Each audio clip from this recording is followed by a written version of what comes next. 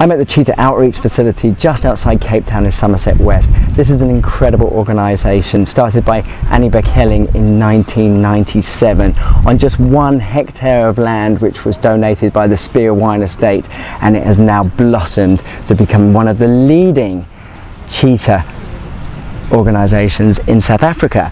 And with me I have Dawn Glover, who has taken over from Annie, and you actually own this facility now. So please tell us about your work here. There's so much to say. As you mentioned, we are the leading conservation program for cheetah in South Africa, and also for education. This facility here is ecotourism for guests to come in, meet our cats like you are doing, learn more about the cheetah, its conservation status in the wild, and hopefully through this interaction form a very strong emotional bond that will lead to personal actions to enable the long-term conservation of this animal. The biggest threat to these cats within South Africa at the moment is conflict with farmers. We have about 500 cheetah left free roaming on our farmlands all along our northern borders. Because they're a day hunter and they're a big cat, they're seen as a threat to livestock. And when a farmer is losing up to 40% of his livestock on an annual basis, he's doing what he feels he needs to do to protect, firstly, his livelihood, and secondly, our food security. So we work with the farmer through a non-lethal form of predator control called an Anatolian Shepherd. It's a Turkish livestock guarding dog that's been used for over 5,000 years in Turkey to protect livestock from bears and wolves, and we've introduced it to the South African farmer. Here we have Taurus. He's one of the ambassador Anatolian Turkish Shepherd guard dogs, and he's 5 months old. He's absolutely beautiful. He will be the new breeding stock of Anatolian dogs that will help preserve the cheetah species by guarding the livestock and stopping the farmers from actually shooting the cheetahs. How effective are these Anatolian Shepherd guard dogs in conflict mitigation? What are the statistics?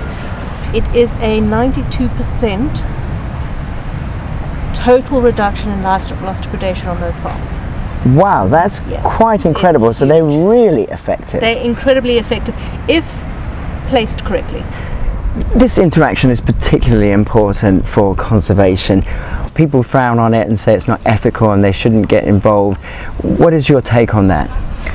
I think it is a very complex issue, and yes, there are a lot of programs that abuse the animal in order to get what they want, sedate them, do unethical welfare issues, and unfortunately that does give a bad impression of the entire industry. I started working with these animals and focusing on the conservation because I did have that interaction as a teenager. I spent hours with cheetahs at a different touch program, and it made me change my entire career choice. I started studying purely to get into zoology. I went for zoology purely so that I can work with these animals and afford them a future. This project was founded because the director, Annie Beck-Helling, had an interaction with an orphan cheetah cub whose mother had been shot by a farmer. Changed her entire career choice from quite a lucrative fashion industry career into using her funds and her savings to try and protect this animal long term. You're not going to get the same reaction from everybody, but the few choice people who do then make those long term decisions to work forward for the conservation of these animals make it very worthwhile. It is. It's absolutely an incredible experience, and like you say, it's raising awareness and educating people about the plight of this incredible animal, which the numbers have been devastated over recent years. At the turn of the century, it was estimated that there were over 100,000 cheetahs over Africa and Asia, and today there's about 7,500, is that correct? 7,100 is 7,100. So it's going down even as we speak, which is terrible. And I believe South Africa has about 1,000 of these majestic cats, is that correct? We've got a combination. It's 500 free ranging on farmlands. Kruger National Park, they've just done a very strong survey of them. They estimate about 490 animals. And then we've got another 320 something in our meta population. And those are the smaller populations of animals in privately owned game parks, nature reserves.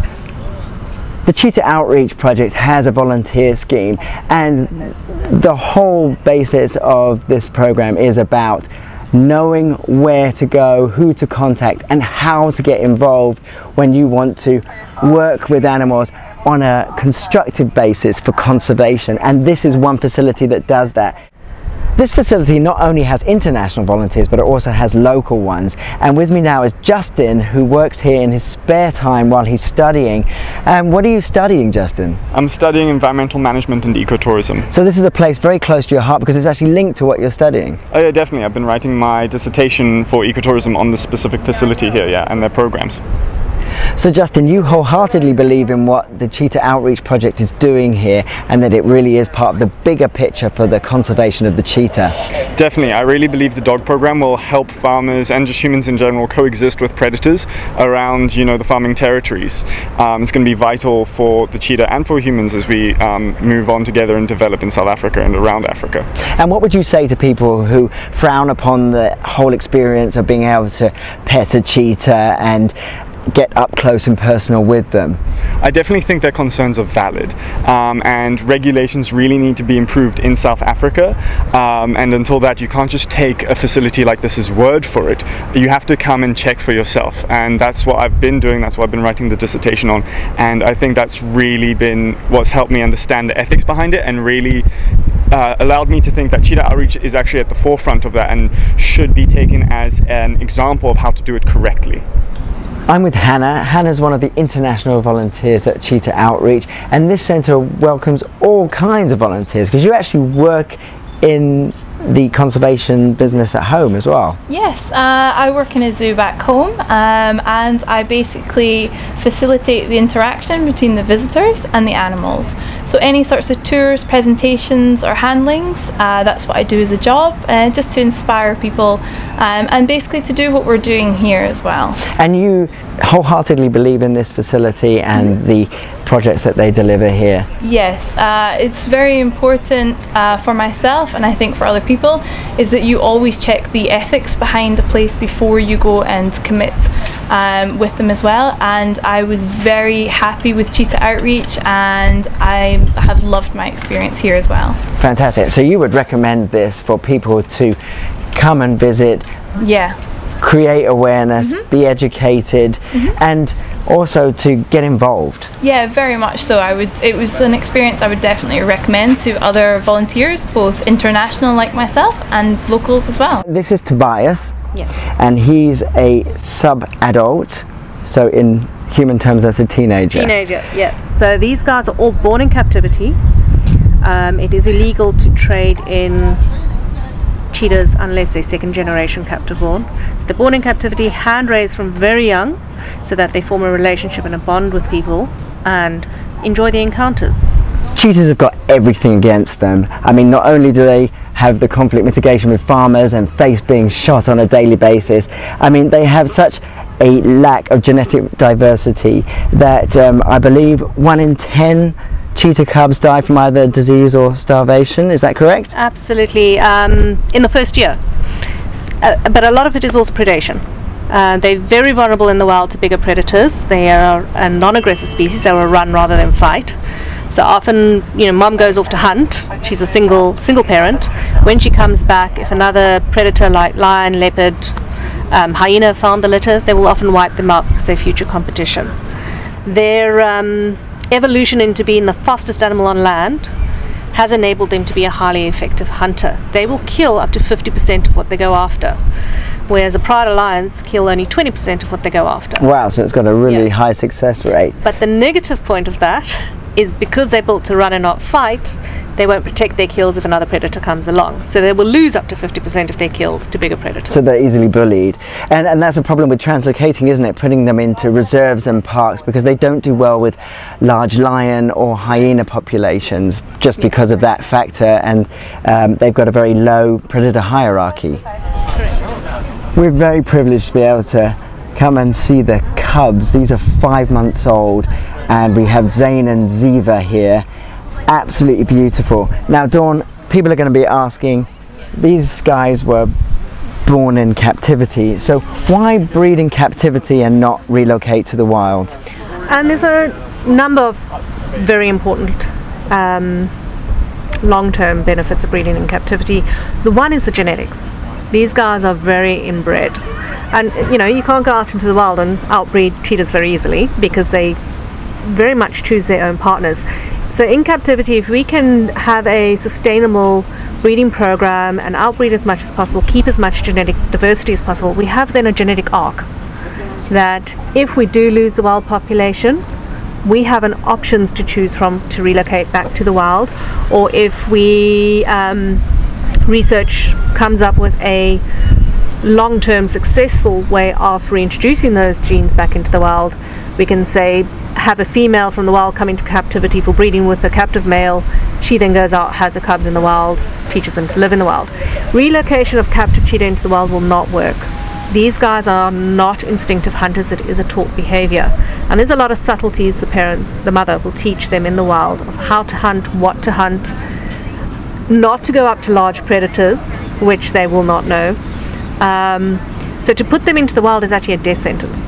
You've got territory out there which is suitable for cheetah that has successful wild cheetah already living there. There is not a lot of habitat left out there just to put cheetahs in. Once we can protect and sustain habitat for them, then we can look at maybe options of having captive-born cheetahs going to the wild, but it won't be captive-born hand-raised. It will be cats that are born to wild mothers who know how to hunt, who in a situation where the mother can teach those cubs to hunt, and then ways to introduce those cats to the other big predators that are out there so that they fear them and won't go near them. It's a very complicated procedure to get a cat suitable for release in the wild, and captive-born cheetah just don't have those subtle skills to be able to survive. Beautiful, absolutely incredible to be this close to this majestic cat. Absolutely beautiful. I'm now with Ziva, and Ziva's lounging around in the shade here, and she is sleeping. A lot of people think that because we can get so close to these animals that they are sedated in some way, but I think it's very important that we emphasize it's not. Absolutely. These guys are habituated to people from very young. So they're confident, they don't see us as a threat. It is natural for them to sleep. Adult cheetahs sleep 16 to 18 hours a day. So having you come in and engage them while they're lying down sleeping, you are actually not interrupting any natural behaviors. If they're up and walking and wanting to play, then we don't have people come in, because then you're just getting in their way, stopping them from doing something they want to do. Sedation, specifically for cheetahs, is actually very dangerous for them. They can easily die from too much sedation. So the only time we will sedate our animals if it's for emergency veterinary care.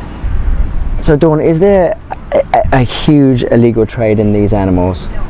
We estimate we lose up to 60 cheetah in South Africa alone out of the wild to the black market. And when you're looking at only 500 left on our free-ranging farmlands, that's quite a large percent of them. Yeah, that's huge. So in fact, in South Africa, there's now legislation being put into place where any movement of cheetah outside of our borders has to be accompanied by a passport that's linked to a DNA profile to prove that those cats are captive-born, second-generation animals, which under CITES legislation is the only way you can import-export between countries. How do you relate your work here at the Cheetah Outreach project with what is happening in the wild? Again, to me it's very complex. One point of view is a lot of people can't even tell the difference between cheetah and leopard. Never mind know what is happening to our wildlife out there, and worldwide and locally. So a focus here is conservation education. Teaching people about these animals, teaching them what the threats are, and because the biggest threat is people. We're the biggest issue in terms of habitat fragmentation and then conflict.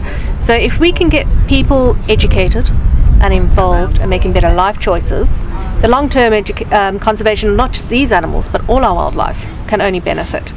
Then with our engagement here with these cats, a lot of sponsors come on board, a lot of people who want to make a difference to help the wild cheetah, and then they support our dog program. Farmers will come through here, learn about our dog program, learn about the success of the dog program, and then approach us about how to get dogs for themselves. These guys are so effective and they do their job brilliantly. I mean, 92% in the total reduction of livestock, and that is conserving our cheetah species, which is at the brink of extinction. That's my aerial. That's all I know. We're trying to do a job here, and all they can do is go after the aerial. Attention.